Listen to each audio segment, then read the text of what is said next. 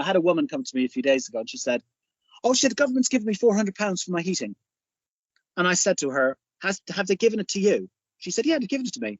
I said, no, what if they, she said, put it into my, they put it into my account, as in my power company's account. I said, but they haven't given it to you.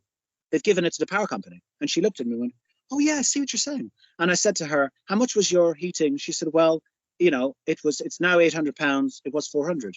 So I looked at her and said, they haven't given you anything. What they've done is they've given £400 to a power company. That's what they've done. But they've managed to PR it that she thinks she's getting the 400. I mean, that's about waking people up to realize that. I mean, that's the best scam of all time, that is. My name is Simon Killane, and I was the unitary councillor for Wiltshire. I was the lead independent councillor responsible for overseeing scrutiny at the council for several years. I'm a product designer. That's what I kind of do for a living, and that's what I'm currently involved with. I'm divorced, and I've got 3 lovely children who live locally in Wiltshire as well.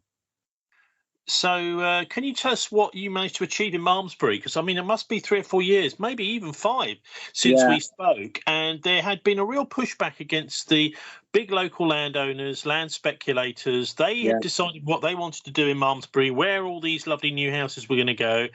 And there was I know you helped organise a local, really mobilise local people to say, well, actually, this is our town, not your town, and this is where we want the houses to go, and that sort of thing. So can you just take us through what actually happened?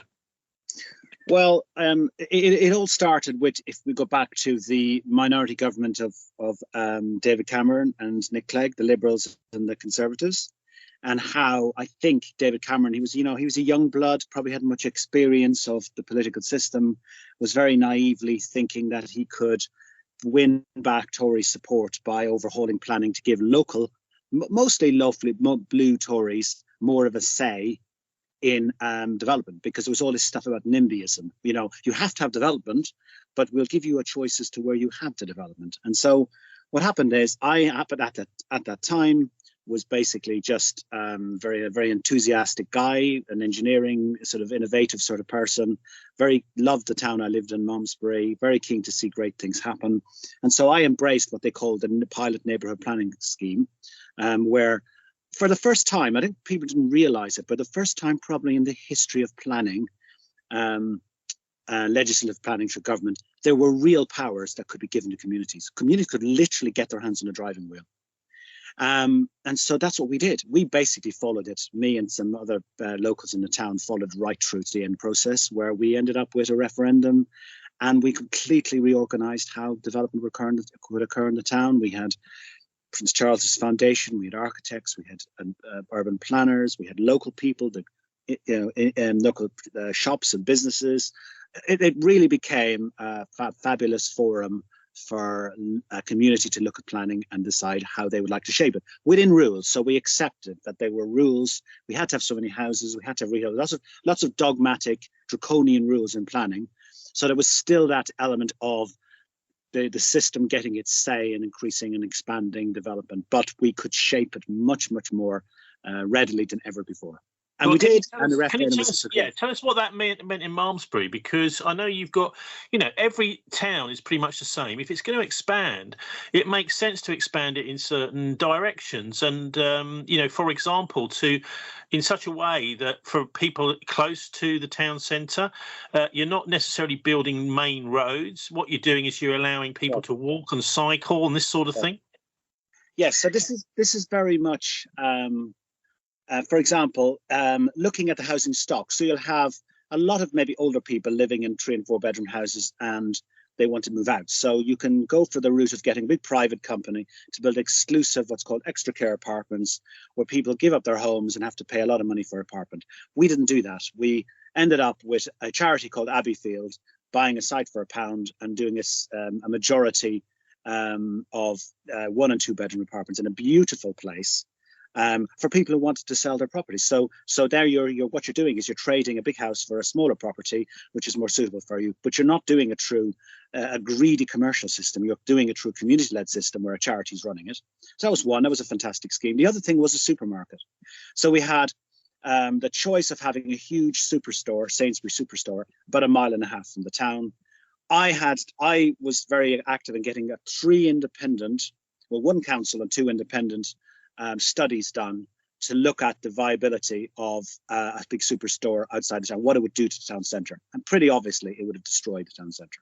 Even the people who said, you know, oh, we love Malmesbury, but it's so convenient for us to park at the superstore and get what we want. So what we did was we had to follow the rules, a very draconian rule which says that the surface area of supermarket required per head of population is this. If you don't have it, we will build. It will be built, and the developers will just bulldoze. They'll just go in there and they'll just basically follow the draconian rules and build their store, unless you have a neighbourhood plan. If you have a neighbourhood plan, you can say, okay, we'll have a store, but we're going to have it in this way. And what happened is we ended up with a Waitrose superstore built on the edge of the town, into a hillside with a huge car park surrounded by trees. We stopped them from knocking any of the hedging. We didn't let them put signs up. We gave the local residents fantastic nature reserve area, and we limited the store to a particular size. I got a lot of stick for that, but in the end, it was a good compromise to say, okay, we now have a store that's local to the town, that basically you can walk to the town from. It's not going to damage the town. We already have another store on the other side, and so on. So the other thing was housing for sort of local people. I hate to say it in a sort of very negative way, but that local people who live in the area, maybe vulnerable people, people with disabilities, people with medical issues and so on, that they can get their hands on a local accommodation. So I was part involved in that. So giving people more weight if they lived in an area for a while to get housing that was close to their families, if they didn't have a car, if they were low incomes and so on. Very, very, very rational. And the other thing we did was we looked at the design of the housing. So instead of these really terrible estates that are built on land sort of set away from a community that you have to drive to and from, we see them all the time. Houses that are, I would say, cheaply built, that have really no sense of community, that are just built to maximize the space and make the most money for the developer. Instead of that, having housing which had, you know, lovely traditional terraced housing with gardens at the back, a decent access for walkable opportunities. So you could walk to the school, you could walk to the shop, you could walk to places that you needed to go to. But also some of these developers now, I mean, my wife and I, we call them like Lego land places. Yes. Where I've seen in Filton where your front door opens directly onto the street. I mean, there's not even a thought of a front garden or even a pavement.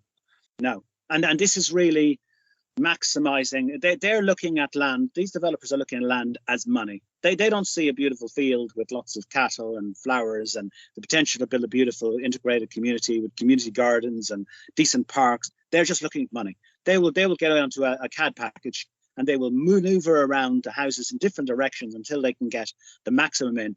And then they play with making them look posh, but actually they're cheap. Often wooden construction built, not particularly thermally efficient or anything like that. And also they don't have lots of these places, the people who live there will never basically even speak to their neighbours, because you come out, you get in your car, you drive off. Whereas what we were trying to do was create a community where you could come out, walk to school, meet your neighbours, run down to children could basically cycle their bikes without being run over by a car. But also the other thing was just the infrastructure. The developers couldn't give a monkey's about the infrastructure. When I say infrastructure, what do you do when you have more people? You're going to have road improvements, you need more pedestrian lighting, you need support for schooling, education, an extra classroom. They couldn't give a stuff about that. And we challenged them through an appeals process, and we challenged them to basically fund the money, put the money for a school, an extra classroom for a school, and justify, not just give money, we justifying through design what kind of extension we would require for the school. So we also changed the council. I had been called 1010. So the town council, in my view, was an absolutely, completely out of date, dysfunctional organisation, which was kind of in competition with the Freeman and Warden, which were like a masonry group, who had, in many years past, had all these sort of traditional rights to rule things. The town council had basically no power, but the public looked at it and thought, there's the mayor. It's, if we have an issue, we'll go to the mayor. Yeah, I think it had a couple of 100,000 probably usable budget for a few parks and things. Sort of my sort of perspective on the town council is that in many ways it was a very disempowered organisation, party political at behind the scenes, struggling with tribalism and heritage, but also it had been stripped of all its power and really all of its clout, and all that clout was gone to Wiltshire Council. And there was a real real friction between Wiltshire Council and the Town Council, that historically they felt they needed to have more power locally and it didn't have it. And what our neighbour plan did was it actually brought a load of power to the Town Council, but the Town Council didn't want to engage the original older members of the Town Council. Even when I held the whole workshops for the Princess Foundation event to look at how we would develop, plans and ideas for the town, they refused to even let me use the town hall. I had to use a hotel. That's extraordinary. I mean, most people, the people of Malmesbury must have thought their luck had changed, suddenly being asked to come in and actually participate in designing the future of their town. They did, and what was really interesting was we had so much involvement. So when people say, oh, no one's interested in politics. Well, we weren't doing politics. The really interesting is I was never a politician. I had never any interest in politics at all. But as soon as you get into this world, you're already typecast. For me, I was an engineer with kids and a family who was a problem solver and just wanted to do stuff and use my skills and experience. So what happened is people started engaging with that. And we had meetings in the town where there were so many people attending, we had to hold them twice. The whole of the town hall's big, massive sort of biggest space in the town was full. But for me, naively, I was opening up a world of pain for myself, and I didn't realize it. So, I can only give you an analogy, which is to say, you walk into a pub, you have a pint with your mates, and then you walk through the wrong door as you go for a wee, and you're walking into a drug den, where everybody is networked, when everybody knows what's going on, and what do? You realize that actually the whole system is completely and utterly corrupt. And so for me, what happened is that, of course, as I became more and more successful, because David Cameron's, now people get a little bit of power with planning. This community really did it. It was really difficult. You've got this maverick guy who's not political, who's not interested in politics, who wants to do things, who's willing to work with all sides, whatever party they're in. And basically that, and then there's the case of, well, we'll buy him off.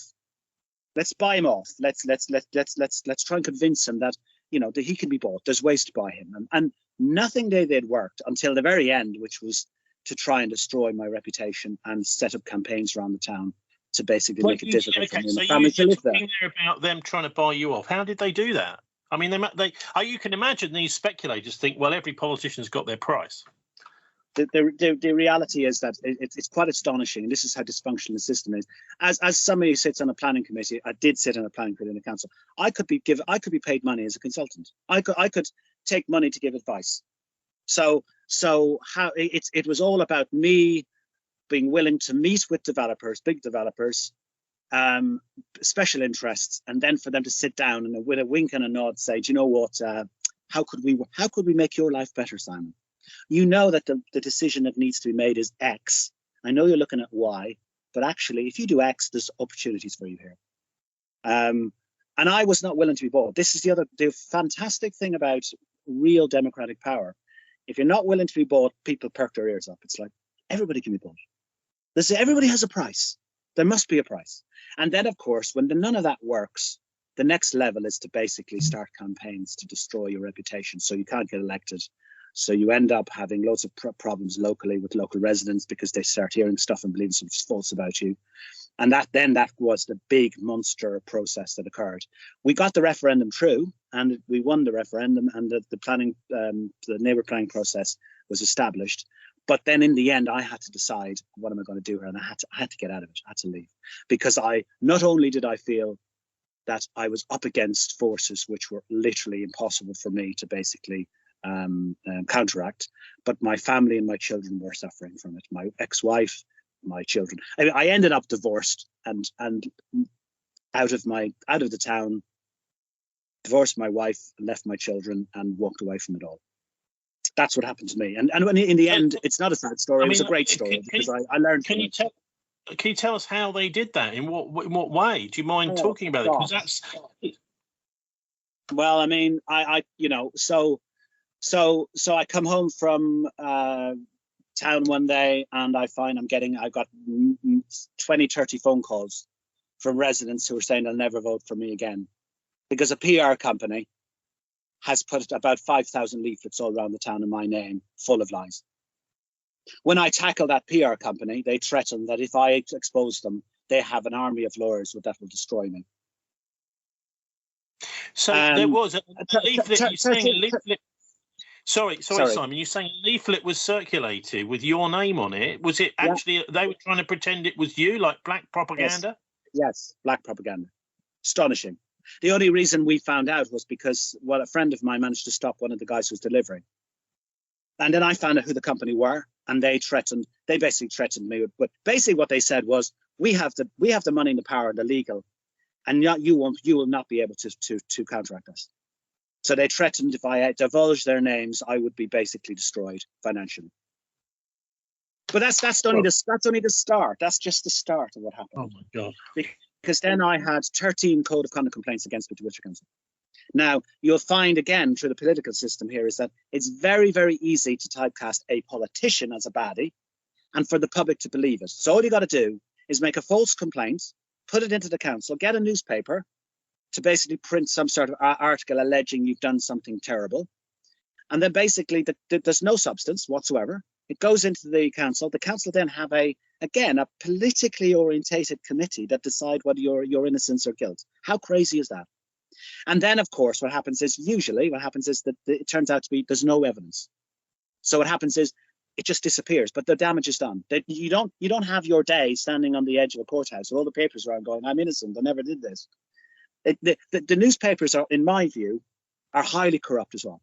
So once they have a narrative, once they know that somebody is upsetting the financial balance of the way things are done, what happens is they're aligned with people who then just basically put up stuff. It was alleged that I had attacked a boy in Malmesbury. No recollection of it. There was an allegation that I had sexually assaulted a woman in Trowbridge in a nightclub. Luckily for me, I wasn't even there on that day. And on and on and on. These things just came one after the other. And of course, then I had to basically counteract them, write evidence. So in the end, luckily for me, I managed to get an independent group. And in the council, I didn't like the idea of politicians deciding my fate. So I managed to get the council to agree to have an independent legal firm do complete assessment, do it independently, do the the investigation. And I had a police officer who basically interviewed me, and within 2 seconds he stopped the recording and said, "You're being stitched up completely," and then told me all these stories about what happens to people in my situation, horrific stories. He actually said to me, he said that woman in Trowbridge, he said she probably believes you assaulted her. And I was going, but I didn't, I wasn't there. He said, I bet you she believes you did. He said, because what they will do is they will dress somebody up like you to assault her, and she'll think it was you. He talked about a mayor of a town who in the end cried for an hour after she was involved in some planning issue, and somebody had stuck something into her basket while she was leaving the store, and she got then charged with theft. So he basically said to me, "You're being stitched up." He advised me on just answer questions yes or no, and I was vindicated on all of these things. But they just kept coming, one after the other after the other. Then there was the harassment of my children at school. So what happened then is my children started. They'd had a lovely upbringing, a lovely school, no problems, and then suddenly my children are starting to suffer bullying and harassment in the school. Then there's the traveller thing. So I'm Irish from the Republic of Ireland. Then there's a whole campaign of typecasting me as an Irish Gippo. There was a Facebook group which was headed up by local guys, the lead guy from the fire service, and they were just pumping out just horrendous stuff, race abuse, threats. Signs up in the town, get him out of here. Pictures of voter for shop signs in the town. My wife got so scared because a guy who I'd actually helped threatened to shoot me with a shotgun. She'd go down to the school and see him, and she was petrified to take the children past him in the morning. It just went on. Even my workplace, some of the people who were in the football club happened to work in my workplace, which is a few miles away. Suddenly I'm having my bosses come in and say to me, "What's going on? We hear all sorts of things about your behaviour in your town." So I was at risk of losing my job. It just went on and on and on, one thing after the other. One of the worst parts was the total inaction of the police who I respected in the town. The police sergeant who I really got on with disappears out of the town, gone. Told he can't speak to me ever again. He got too close to me. Then I go to the police. My wife goes, we have evidence showing all of the abuses that were occurring. Clear evidence, all written there in front of you. And I get the narrative back from them. Well, I'm sorry, but you're a politician. There's nothing we can do about this. Oh, and if you continue doing what you're doing, the hate campaign will start up again against you. I had recordings of the police, and I was threatened by the police. If I divulged those recordings, I would be breaking the law. I mean, all my faith in the whole system crumbled. I went from being an enthusiastic guy who loved helping community and got into a political system because I thought I could help make change, respecting the police, respecting the fire service, respecting the football club, doing all sorts of things to help them and fundraise and everything else, to losing all respect for them and totally mistrusting them. And realizing that what they were doing really was they were all networked, and that it was all about property. In Malmesbury, it was all about property and land. So we don't have a gold mine, and we don't have a lithium mine. What we have is, a grazing field with 10 or 15,000 pounds worth of value on it that can be turned into £1 million. And then what happens is a network of people around the town who are linked into politicians, landowners, estate agents, developers, who all network together to make sure that their special interests are win. And this is going on for decades. This is the red line. Simon, are you still in Malmesbury then? No, I no longer live there. I haven't lived in Malmesbury for a few years since I divorced. So I left the whole lot.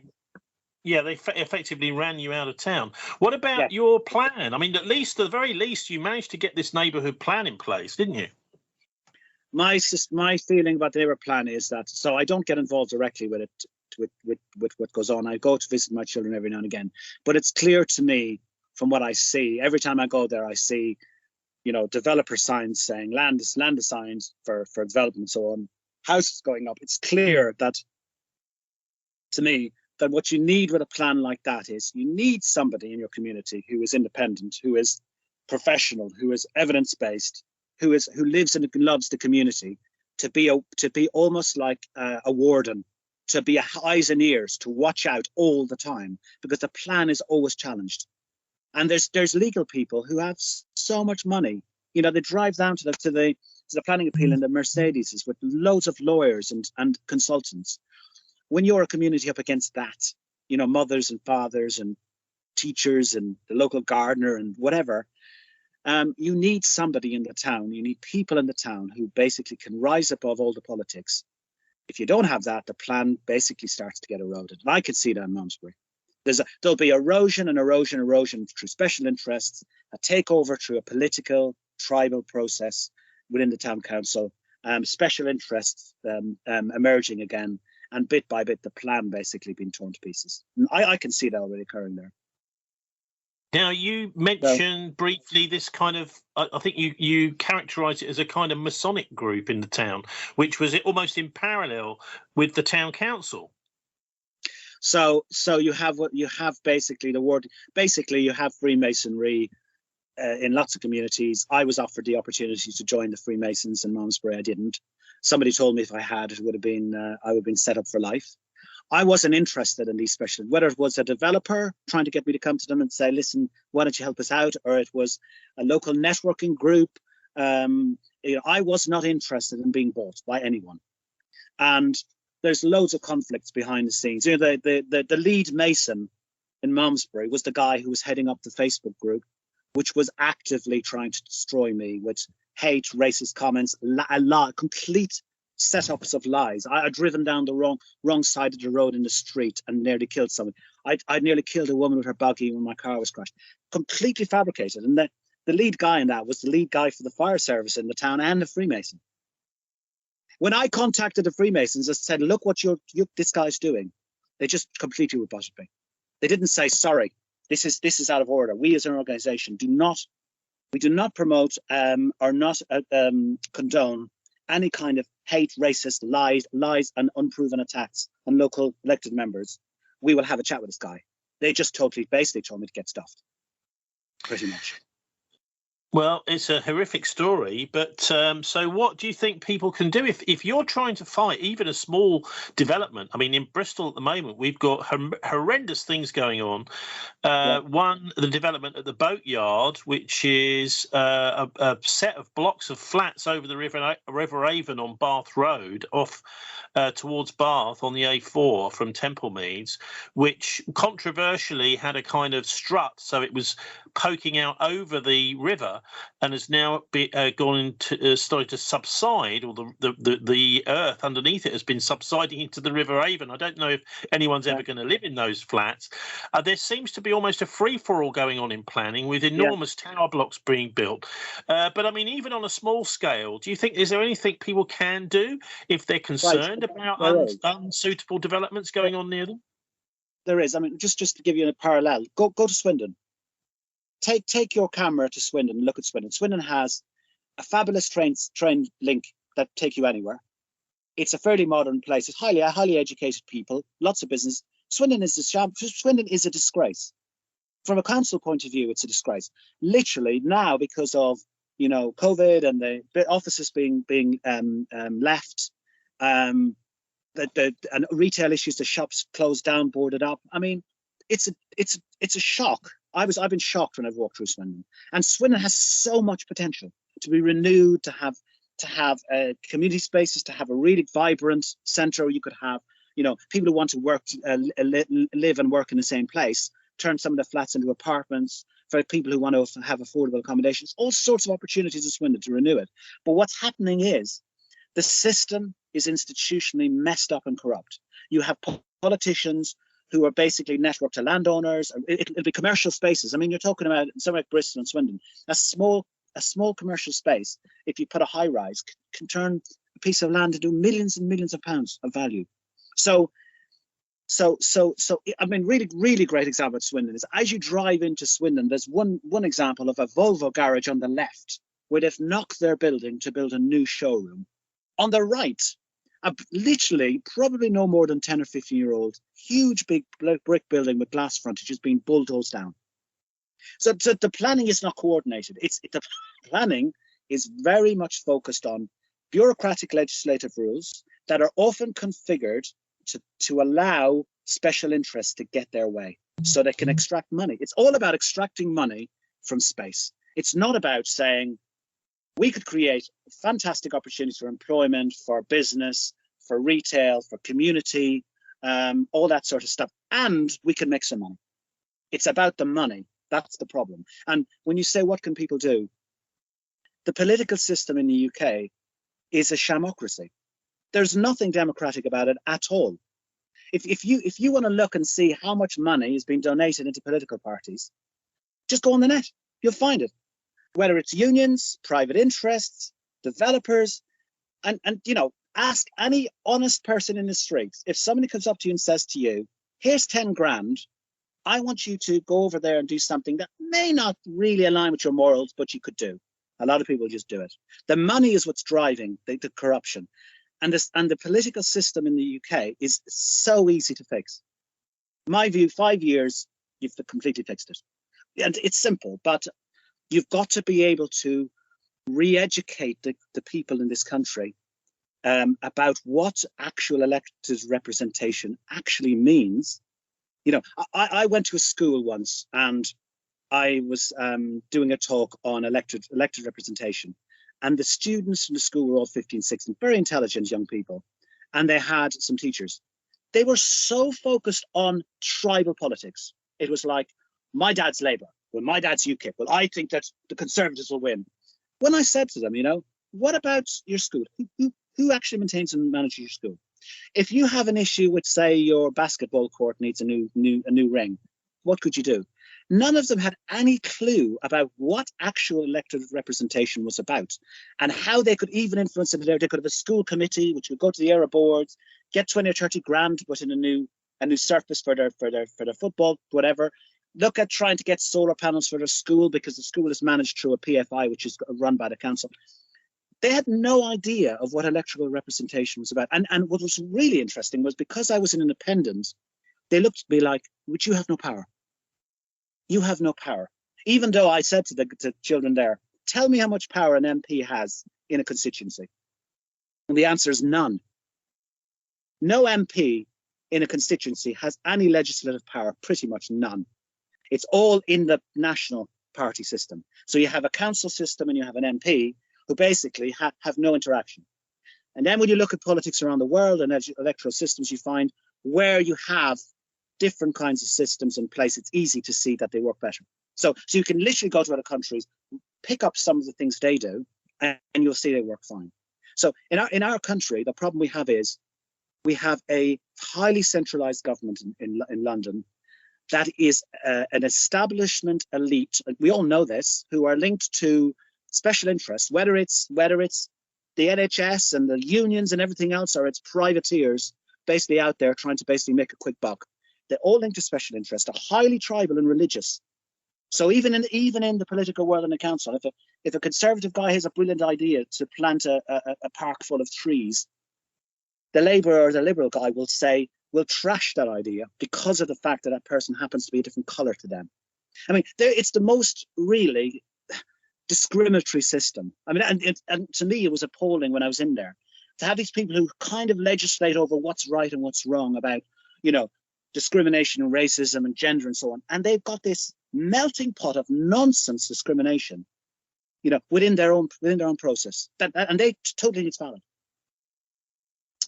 They actually believe you can't get anything done if you don't have these parties fighting each other politically, for even just local issues about, dog fouling or some small change to a road. And the last, without rambling, the last thing I found really astonishing is that the whole planning system is rigged. So basically, you go through phases where you go to the town hall, you look at the plans, the mayor and the town councillors say, no, we're against this. Then you realise they have no power. They have no more power than the person in the street. They're only looking at the application and making an opinion. Then you go to the Wiltshire Council or the planning authority and have their planning committees and so on. You go in there, you find, first of all, they're politically aligned. So they're already corrupt. They're all having pre-meetings to decide what's going on. They're highly aligned to special interests who are donating money or supporting them. But on top of that, all the legislation that's in place is created by government. If the planning application is heard and it doesn't go the right way, it goes to appeal. Then you have an appeals inspector who's appointed by government, who then goes through the process. And if the government minister, the junior minister, decides, I don't agree with that inspector on that tiny little extension to that house in the middle of nowhere that I've never been, the junior minister could just turn around and overrule it. So you've got ministers in government who can literally influence planning right down to a local level. And they do, because what will happen is the local MP, the local special interest will network with that guy, the junior minister in planning at national level, and say, listen, that little tiny house that has no significance is an opening to a huge site where a big developer could build some houses. Can you make sure that you basically see it through? And this is the thing. It's such an institutionally sneaky and corrupt system that, first of all, what we need to do is out it. Not be seen as conspiracy theorists. I'm not a conspiracy theorist. This is just what I lived and saw. It's very easy in an open forum to be able to challenge a system like this with evidence and with logic. And the logic is it's completely dysfunctional, full stop. And then once you've done that, you can start to rebuild it and make it so that it's fair and as much as possible, it's fair and respectful and just. So for us, to answer your question in a short way, is that we first of all need to be informed about what actually is going on in our planning system and how dysfunctional it is. I think we need to also, in a way, draw a line under blame. So we don't go after people. We say, look, whatever you did in the past, there's a multitude of reasons why you did it, but it doesn't work. We need to come up with something different. And then what you do is you just basically get some, clever, understanding people like we had when we had the Princess Foundation, who understand development, who understand community, and they then start to basically help to come up with something that works better. And that communities have a say in it. So even at national level, if you're going to change national policy and planning, that we as the voters have a say and can see why they're doing what they're doing. I see lots of stuff at the moment. There's the thing in Oxford with the 15-minute city stuff. I see so many people who are getting upset about this because they've got no say in it. They're not really being consulted about why it's been done, and they fear that they're going to lose some sort of rights, some sort of freedoms. And then you have a them and us, and it just doesn't work. So I think we need a forum where we can openly show and demonstrate that what we've got doesn't work and it's corrupt. And this is the other thing, that it actually is corrupt, full stop, without blame. And then on top of that, to basically start looking at something new. It's why I actually put myself up to quite naively, but I'm proud I did it. I put myself up to be an MP, to run for as an MP, lost my deposit, got hardly any votes. But that would have been my mantra. If I'd got into Parliament, I would have exposed a whole lot of it. And God knows where I would be now for doing that. Well, look, what about the Prince's Foundation? I mean, there's a fantastic planning for real type process you ran there with loads of people in Malmesbury town, as you said, as would happen almost anywhere if such a forum was open to them, thronging through, all talking about, well, we would like the town to go in this direction in the future. Let me just come back to that, because I just wonder what's happened to that vision. Is it still in any way likely to happen? Because it certainly was until you got hoofed out. So, you know, for right or for wrong, I've tended to stay a little bit away from, you know, a sort of recovery mode. I sort of left the town. And so I haven't got involved in great detail, but my suspicion is, as I said to you earlier on, is that unless you have people who are really dedicated and committed, you know, you're up against very strong forces. So I haven't seen strong evidence of the kinds of things in our neighborhood plan. It's 5 years on. I haven't seen those things when I go and visit. What I see is big signs for developers saying their plans to build here and he'll build there. For me, I think, as I say, it's a bit like the door opened ajar. Literally, I managed to get the door open when I was in the system. They didn't think I would, and I did. And I think once I was out of the system, the door closed again. Yeah. And you'll find that there's all sorts of people who are networked, who will basically make sure that what I did in Malmesbury never happens there again. I guarantee you that. The amazing thing is, I mean, if you're trying to maybe build a garage on your existing house, or maybe you own a little plot of land, you want planning permission to build a house on it, it can sometimes be impossible. Oh yeah, and also, I mean, I was involved with the committee system. You know, I was on the planning committee. I was an independent of the planning committee. I mean, it's basically a joke. I mean, I could talk to people and say, you know, I'll help you with a planning application. But actually, I'd be far better off to say, look, it's totally corrupt. Just talk to him and her, you know, donate a bit of money into that political party, have a cheese and wine party, use their consultant, and you'll get it. Because the politicians can override the planners. And once they're networked and they got friends. So you could end up with, you know, a star listed. I mean, I have one example. I'm not going to give specifics of it. It was a star listed grades, whatever you call it, 16th century house, and the guy there wants to put a horrible, take out some windows and put a horrible modern extension onto it. And in this meeting, some of the members in the committee were appalled, especially the Conservative ones. And so I was looking at it from a very evidence point of view and thought, well, you know, this is a beautiful building. Why would you put a horrible extension on? I think it should be in keeping with what it is. And they because of my persuasiveness and non-politicalness, I got people to vote in favour of what I was doing. And basically, the person lost the planning application, came down and sort of made some sort of very rude comment to me as he walked out. And then a month later, month and a half, 2 months later, the same application appears again. I'm like, what? So I talked to the officers and said, but this application's already been decided. Oh, there was some sort of mistake in the procedure. We have to run it again. This time, all the members of one party put their hands up and voted through. And the guy comes down, literally passes me again, looks at me as much to say, fuck you. I hate to be used the language, but fuck you. And this, you know, you'll see people using all sorts of narratives. They'll say, oh no, we want to keep our community, you know, whatever, beautiful and so on, and keep our historic buildings. None of that matters to people who are greedy. If they want money, and of course, why did this guy get his application? Because he was clearly a supporter, and I looked into him afterwards, supporter, and a guy who was putting money into the political system for one particular party. I had two astonishing things. One was where an MP was at a planning exhibition, and it's for a load of houses, those horrible houses you mentioned, those cheap, nasty sort of developer houses that they build. And at this exhibition, some young guys there, some young planners, and they were young guys who were graduates from university, and they were there standing at these boards with all these houses. And in this forum, you had a lot of elderly people, quite conservative, quite Tory, you know. And in comes the MP, and he just goes, "Well, hello everybody. This planning application will never happen. It's a disgrace, destroying our town." You know, la la la. And they were all clapping away, going, "Oh my God, we love this guy." 5 minutes later, he's standing there with me, talking to the developer, saying, "Oh yeah, listen, I'm interested in developing consultant. There's something about a consultancy. Here's my card. Let's have a chat." Completely hoodwinking the community, right?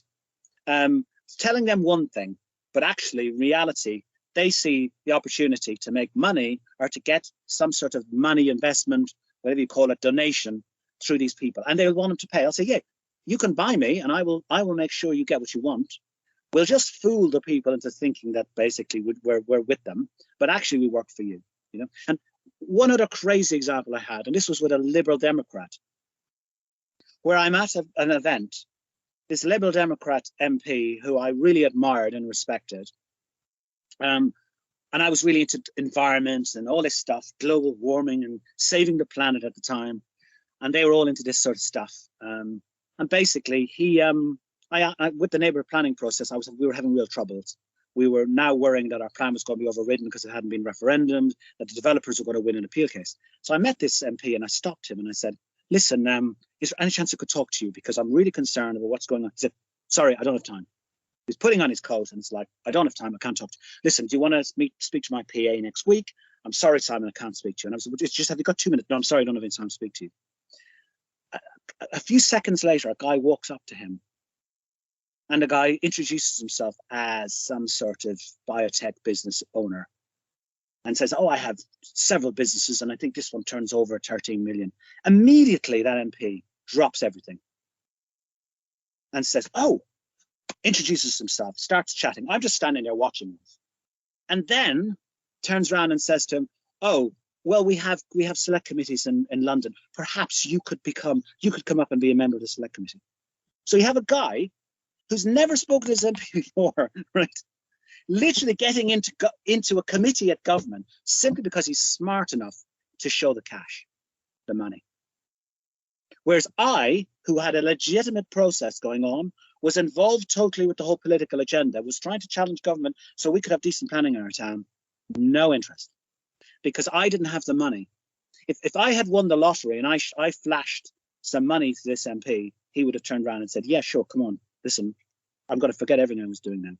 So these MPs, a lot of them, and some of them who are trying to be genuine, they're so desperate for the money, especially a minority party who doesn't have the special interest working for it as much as others. They struggle, and then they'll just go for the money wherever they can. So they're more corruptible in many ways.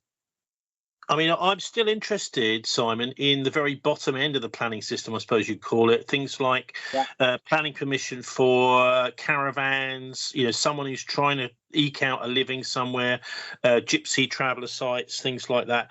And I can remember, this is a few years ago now, just getting a call from an old friend of mine, and he was saying, "Well, I've been living in my caravan on my own piece of land. It's out of sight for the last 10 years or so.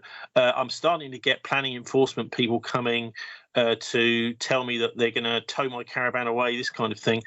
And I mean, he's an elderly chap, you know, went to military boarding school, very resourceful, but getting on. And I said to him, "Well, look, have you tried going and talk to your local Freemasons and buying them a pint?" And he phoned me back about 2 months later. He said, "It's all gone, all sorted out, all cleared. Yeah. Thanks for the advice." I wonder, do you think that's, you know, is that just a coincidence? Because I think that there is this kind of network out there that is almost invisible that people can tap into. Absolutely, of course there is. Of course there's a network there, and it's obvious there's a network. And this is the other crazy part of it. I mean, this is there's a very difficult side of this. I remember going into a pub, and they're watching. There's a load of guys, tradesmen and plumbers and electricians and all that. They're all watching the TV, and on the TV it's all about, the moats and the politicians basically ripping everybody off and all that stuff.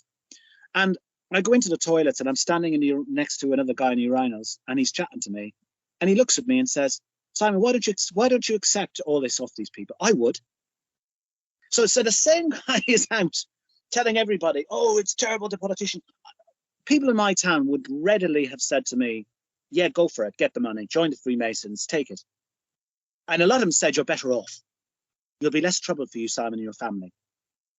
So unfortunately, there's a real problem here and the other problem you've got very, very, very, very simply is, a developer wants to build houses on my exaggeration, on a swamp, far away from a town, none of the amenities and so on. But it happens to be, there's a little cottage that's owned by some old lady, and she's totally environmental. She loves the community she's lived in, all that sort of stuff. As somebody knocks at her door and says to her, "I'll give you £1 million for your cottage, because I need it for access to a development." She says, "Where's that development?" "Oh, it's over here." "But that's not good. When I farm the land, it's swamps and water and all that kind of stuff. Not the right place." The problem you have is, the minute I pop up and go, "Well, this is not the right way to do this," she'll be one of the people out there with a placard going, "Get rid of this councillor," because she's thinking, "I've just been offered £1 million. What about my children, my grandchildren? They can now have their own property. And people get bought. It's very, very easy to buy people. Much easier than I ever thought. And we genuinely, we all know this. And so that's the other problem you've got. If you have a system which is clearly biased towards money being the tool to get what you want, then you can buy most people off. And the ones you can't buy off, you will either try to destroy or get rid of. And it's been the same generations over. It sounds to me like the country's being run by a clique, basically, a network, a clique. Anyway, have you got any advice for people who, want to follow, some of this, and maybe whether it's speakers, books, individuals, writers, or anybody that's out there who's exposing this corruption? I think there is. So on the positive side, I do think a change is occurring. I think what's happening to us now is that the internet, and there's good and bad with social media and the internet and so on, and YouTube. But I do think that now the narrative that was with mainstream media, the Sun newspaper, the Telegraph, the Mail, the whatever they are, the ITVs, the BBCs, they had a kind of a narrative that was fed to us, and it worked. I'm not saying it was terrible, but it worked, but it wasn't the truth. It was a relative truth. And they were picking the things that suited their agenda, whether it was trying to get people to think in a political way, to buy certain things, the advertising revenue from adverts and so on. I think what's brilliant now is that people are able to go to different forums through the internet and get information for themselves about what they think about something or someone. And I think that is becoming a huge opportunity for all of us to re-educate ourselves and to learn about alternative views and alternative ideas. So I would say to people, if you really want to get involved and understand planning, start to go on and just look at videos on YouTube about good urban planning, about how urban planning can be done in the right way. My videos of the neighbour planning are on there. There's other neighbour plans around the country that were done and so on. But I don't think that we are going to be able to influence the political system directly through this, with the system as it is, right? So it needs to change. The money needs to be taken out of it. It's so simple. The money, no party should be accepting any donations from any business. It's just not workable in this modern era. Government and our taxes pay for the campaigns of the parties, right? Small donations from individual members is fine, but anything over, say, £500, forget it, because you will be bought. That's the problem. And politicians themselves get into a difficult world where they will then compromise. They'll say, oh, well, I want to do this, but I need to do this as well. So therefore I'll compromise and I'll be bought in certain ways. On top of that, I know this sounds really counterintuitive. You need to pay politicians properly. Get rid of the word politician, right? So good example is Jane Scott was leader of Wiltshire Council. She was paid about 30 odd grand a year. The amount of times I saw people attacking her and saying, oh, they pay all this money to council, the council pays all this money, because they were talking about officers. But the councillors were paid bugger all. She was running £1 billion organisation. Companies I've worked for with a turnover of 10 million, the MDs are getting 150k, right? So in their case, they all get their income from their other things, from their land, from their businesses. And some of them, not her, but some of them are tempted to become corrupt. So they don't care about what they get paid on the council. They can get paid nothing because they have an access to a whole pile of decision making, which can make them a ton of money. So my view is take all that out of it and just pay. If you want a young mum to be a councillor, make sure she's got a decent creche for her children with the council. Give her holiday entitlement. Give her some sort of security protection, because these days people are attacked left, right, and centre when they're in politics, right? And give her a basic salary so she can live. And then take all the money, the donations and stuff out of it. And finally, take the parties out of local government. You don't need political parties in local government. It's bullshit. Local issues are very far removed from the political, what it means to be a Conservative or a Labour or a Liberal. And in truth, nobody has a clue what it means to be a Labour or a Liberal or a Conservative now, really. So doing that at local level would start to transform it. But well, look, it's all very well to say all this, Simon, but we're in the middle of this cost of living crisis, which is meaning that many people are now having to go to food banks. A lot of people are looking at their mortgages going up. They're saying, well, hang on a minute, but that we've seemed to have reached the top of the housing market. These values are going down now. I've just had a help to buy mortgage, and I could be in a situation in a few months' time that I'm going to lose my house because I can't afford to pay the mortgage anymore with these increased interest rates, and I may not even get, if I try and sell my house, the money that I paid for it. Because again, we've all been hoodwinked into thinking that ownership, Margaret Thatcher, you must own your own property. We're mortgaged to the hilt. Eventually we can't pay the mortgages and all the money goes back in. Basically, the control goes back into a few elites. The whole world is another topic, and it's quite well crazy. I know, but what I'm saying is, for most people, they're kind of on the back foot now. They're more worried about other things than they are about sorting out the local plan. Yeah, I mean, here's a really good one. Last week I was in a charity cafe in Bristol. I spent the day with homeless people. I packed up food parcels in bags. They came in. One guy came in and said to me, I haven't eaten for 5 days. Another guy came in and told me he's living in an apartment. He's over 50 now, and he's managed, after 20 years of trying, he's managed to get himself an apartment, because over 50s go up the list. Fascinating people to listen to, all with different traumas and issues in their lives. But again, the supermarkets, oh my God, the amount of stuff they're throwing away.